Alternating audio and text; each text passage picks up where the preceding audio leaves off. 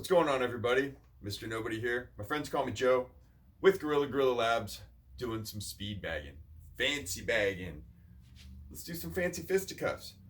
Before we start, we have to choose a platform that's going to work for us.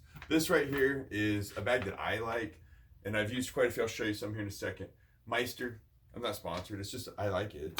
I like the feel, the way it bounces and stuff. The rebound. I've painted this white line on here, and that's going to be our reference for our beginner videos. It doesn't come with it. Take it off, it's just electrical tape. So this right here is a medium-sized bag. That's where we're going to start with these lessons. They have larger bags and smaller ones. And really, honestly, now there's a ton of different sizes. So usually a medium is a 6x9. This is a 6x9.5. It's a little bit longer. We have a couple other bags right here. So this is a 10x7, which you see is a little bit larger.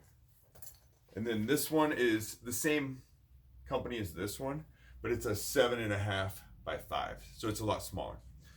The larger the bag, the slower the rebound, and the larger the surface area you'll have to strike the bag. All right. With that being said, this is just a Everlast entry point system with the same swivel that came with it, and we've upgraded the bag.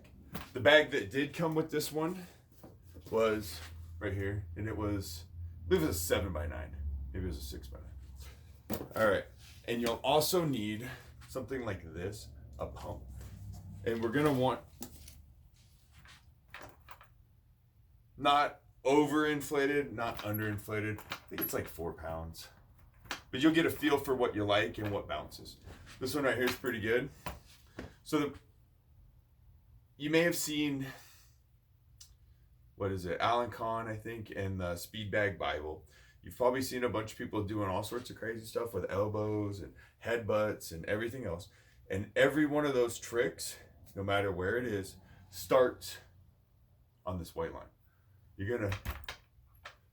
You want the force directed parallel to the board.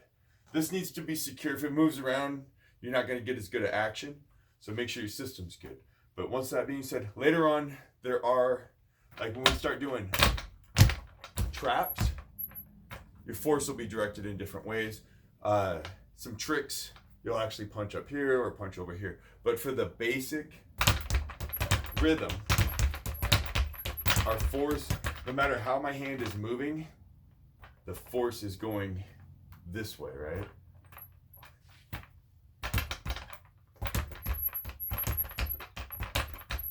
All right. With that being said, lesson 1. Standard rhythm.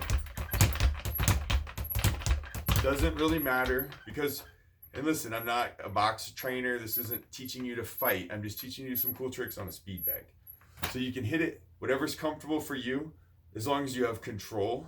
Later on, we're going to talk about, we can hit it forward like this, ice pick, open hand, backhand, downward elbow, other downward elbow, cross elbow, all these different ways. We're still hitting it the same way, okay? And then for the rhythm, for this rhythm, you're making this shape.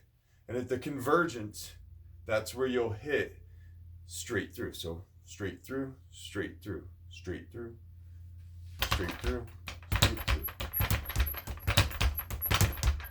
Slow is fast.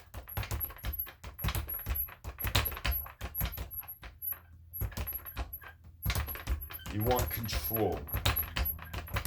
Kind of see if you can even see like a dart or some sort of energy shooting out and making this bag move. That's it. That's lesson 1.